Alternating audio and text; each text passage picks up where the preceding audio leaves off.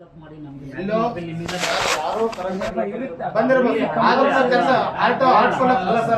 ಕೆಲಸ ಮಾಡಿ ಒಪ್ಪಿಗೆ ಅಂತ ಹೇಳ್ರಿ ಸರ್.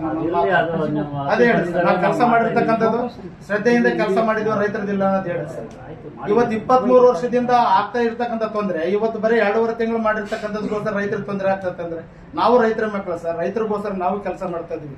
ನಮ್ಮ ಸಮಸ್ಯೆ 23 ವರ್ಷದಿಂದ ಆಗಿರ್ತಕ್ಕಂಥ ತೊಂದರೆಯನ್ನು ನಿಭಾಯಿಸ್ತಾರೆ ಯಾರು ಸರ್? ಈಗ ತಂದೆ ಸ್ಥಾನದಲ್ಲಿ ಕುಂತಿರ್ತಕ್ಕಂಥ ನಾವು ಇಲಾಖೆಯ ದೊಡ್ಡ ಅಧಿಕಾರಿಗಳು ನೋಡಿದ್ರೆ ಬೇರೆ ಯಾರು ನೋಡ್ಬೇಕು ಸರ್? ನಮ್ಮನ್ನ ಕಡೆಗಣಿಸದೆ ನೀವೇ ನೋಡ್ಬೇಕಾಗಿರ್ತಕ್ಕಂಥ ವಿಚಾರ ಅಲ್ವೇ ಸರ್? ಇಲ್ಲಿ ನಮ್ಮವ ಹೆಂಡ್ರು ಮಕ್ಕಳು ಮನೆ ಮಠ 30,000 ಜನದ ನಮ್ಮ ಜೊತೆ ಕುಟುಂಬ ಇದೆ. ನಿಮ್ದು ಒಂದು ಕುಟುಂಬ, ನಮ್ದು ಒಂದು ಕುಟುಂಬ, ನಮ್ದು ಜೀವನ ಇವತ್ತೆಲ್ಲ ವಯಸ್ಸುಗಳಾಗಿ ಹೊರಗೆ ಕುಂತಿದೀವಿ ಸರ್. ನಮ್ಗೆ ಯಾವುದೋ ಒಂದು ಭದ್ರತೆ ಇಲ್ಲ ಅಂದ್ರೆ ಏನ್ ಮಾಡಕ್ಕಾಗುತ್ತೆ ಸರ್? ಇವತ್ತಿನಿಂದಲೇ ನಮ್ಗೆ 5,800 ಜನದಲ್ಲಿ ಕನಿಷ್ಠ ಒಂದು 2,500 ಜನ ಬರೀ ಇಂಜಿನಿಯರ್ಸ್ ಇದ್ದಾರೆ ಸರ್ ಬಂದಿರ್ತಕ್ಕಂಥವ್ರು. ಅವ್ರದ್ದು ಜೀವನ ಕಟ್ಕೋಬೇಕ ಬೇಡ ಸರ್? ಮುಂದೆ ಜೀವನ ಅವರು ನಮ್ಮಂಗೆ 23 ವರ್ಷ ಮಾಡಿಬಿಟ್ಟು ಹಿಂಗೆ ಹೊರಗೆ ತಳ್ಳಿದ್ರೆ ನಾವೇನ್ ಸರ್ ಎಂತೆಂತ ಪ್ರೋಗ್ರೆಸ್ ಮಾಡ್ಕೊಡ್ತೀವಿ ಹೇಳ್ರಿ ಸರ್? ನಿಮಗೆ ನಾವು ಎಷ್ಟೊಂದು ಶ್ರದ್ಧೆಯಿಂದ ಕೆಲಸ ಮಾಡಿಕೊಟ್ಟು ಸಕ್ಸಸ್ಫುಲ್ ಮಾಡಿದ್ವಿ. ಬಟ್ ನಮ್ಮೊಂದು ಸಮಾನ ಕೆಲಸಕ್ಕೆ ಸಮಾನ ವೇತನಕ್ಕೆ ನಮ್ಮ ಇಲಾಖೆಯಿಂದ ಒಂದು ಶಿಫಾರಸ್ ಮಾಡಕ್ ಆಗ್ಲಿಲ್ಲ ಅಂದ್ರೆ ನಮ್ಮ ಬಹಳ ವಿಷಾದನೆ ಸರ್. ಇದು ನಮ್ಮಿಂದ ಹೋಗಿದೆ ಆಗ್ಲಿ ಸರ್, ಅತ್ಯರ್ಥ ಆಗ್ಲಿ ಸರ್. ಅಲ್ಲಿ ಸಾಹೇಬ್ರ ತಗದೆ ಮೊನ್ನೆ ನಾನು ಈಗ ಕಂದಾಯ ಮನುಷ್ಯ ಜೊತೆಗೆ ಇದ್ದಾಗ ಹೋಗಿ ಮಾತಾಡಿ ಬಂದಿದ್ದೀನಿ. ನಾವು ಅವ್ರು ಹೇಳಿರ್ತಕ್ಕಂಥ ಮಾತುಗಳಲ್ಲಿ ನಮಗೆ ಸಮಾಧಾನ ಆಗಿಲ್ಲ. ಹಾಗಾಗ್ಬಿಟ್ಟು ನಾವು ಹೋರಾಟನೇ ಮಾಡ್ತೀವಿ. ಇಲ್ಲಾಂದ್ರೆ ಈ ಸಿಸ್ಟಮೇ ಬೇಡ ಸರ್, ಬ್ಯಾನ್ ಮಾಡ್ರಿ, ನಾವೆಲ್ಲರೂ ಮನೆಗೆ ಇರ್ತೀವಿ ಸರ್. ಅವತ್ತು ಹೇಳ್ತೀವಿ, ಯಾವುದಕ್ಕೆ ಒಡೆದು ಆಳುವ ನೀತಿ ಇಲ್ಲಿ ನಮ್ಮ ಹತ್ರ ಅಪ್ಲೈ ಆಗ್ಬಾರ್ದು ಸರ್. ಇದು ಮೊದಲು ಬ್ರಿಟಿಷ್ ಕಾಲದಲ್ಲಿ ಸರ್ ಜೀತ ಪದ್ಧತಿ ಅಂತಕ್ಕಂಥದ್ದನ್ನ ಇವತ್ತು ಇಲ್ಲಿ ನಡೀತೈತೆ. ಅದು ನಮ್ಮ ದೇಶದಲ್ಲಿ ನಮ್ಮ ಕರ್ನಾಟಕದಲ್ಲಿ ಉಳಿದೈತೆ ಅಂದ್ರೆ ಅದು ಭೂಮಾಪನ ಇಲಾಖೆಯಲ್ಲಿ ಉಳಿದಿದೆ ಅಂತ ಹೇಳಕ್ ನಾನು ಇಷ್ಟಪಡ್ತೀನಿ ಸರ್. ಹೊಸಬರು ಹಳಬರು ಅಂತ ಹೊಡೆದಾಡೋದು ಮಾಡೇ ಬೇಡಬೇಡ್ರಿ ಸರ್ ದಯವಿಟ್ಟು. ಅವ್ರಿಗೇನೋ ಮಾನದಂಡದ ಪ್ರಕಾರ ಏನ್ ಬೇಕೋ ಅವ್ರಿಗೂ ಒಳ್ಳೇದ್ ಮಾಡ್ರಿ. ನಮ್ಮ ಮಾನದಂಡದ ಪ್ರಕಾರ ನಮಗೇನ್ ಬೇಕೋ ಅದನ್ನು ಮಾಡ್ಲಿ.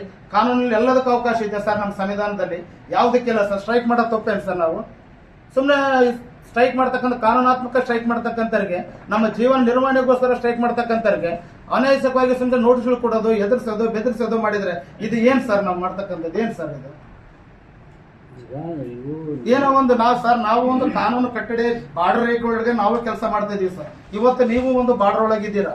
ಹಾಗಾಗಿ ನಿಮ್ಮಲ್ಲದ ನಮ್ದು ಏನಿದ್ರೆ ನಾವು ಕಷ್ಟ ನಿಷ್ಠೂರ ನೀವು ನಾವು ಅರ್ಥ ಮಾಡ್ಕೊಂಬತಕ್ಕಂಥ ನೀವು ಸರ್. ಹಾಗಾಗಿ ನಮ್ದು ಏನಿದೆ, ನಮ್ಮ ಡಿಮ್ಯಾಂಡ್ಸ್ ಏನು, ಅವ್ರ ಜೀವನ ಏನು ಅಂತಕ್ಕಂಥದ್ದನ್ನ ಯಾಕೆ ಸರ್ ನಮ್ಮನ್ನೊಂದು ಗಮನಕ್ಕೆ ತಗೊಂಡು ನಮ್ಮ ಜೀವನಕ್ಕೆ ಒಂದು ದಾರಿದೀಪ ಆಗ್ಬಾರ್ದು ಸರ್ ನೀವು?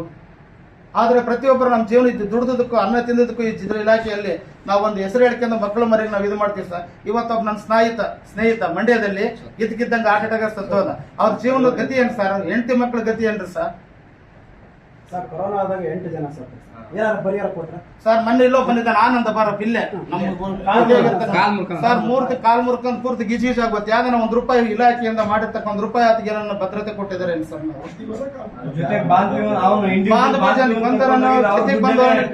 ಸರ್ ಅವನ ಜೀವನ ನಾವೇನ್ ಮಾಡ್ಬೇಕು ಸರ್? ಗೊತ್ತಿರೋ ವಿಚಾರ. ನಮ್ಮ ಜಿಲ್ಲೆಯಲ್ಲಿ ಆಗಿರ್ತಕ್ಕಂಥ ಏನು ಮಾಡಕ್ಕಾಗ್ತದೆ? ನಾವೇನ್ ಕೊಡ್ಬೋದು ಸರ್? ಎಲ್ಲರೂ ಸೇರಿ ನಾವು ಕಷ್ಟದಲ್ಲಿ ಒಂದು ₹100, ₹200, ₹500 ಕೊಡ್ಬೋದು ಸರ್. ನಾವು ಅವ್ರಿಗೆಲ್ಲ ಏನೋ ಒಂದು ಹೆಲ್ಪ್ ಆಗ್ಲಪ್ಪ ನಮ್ದು ಅಂತ, ನಮ್ ಕಷ್ಟ ಕೌರ್ ಆಗ್ಲಿ, ನಮ್ ಕಷ್ಟ ಗೌರವ ಆಗ್ಲಿ ಅಂತ ಇವತ್ತಿನಿಂದಲೇ ನಮ್ಗೆ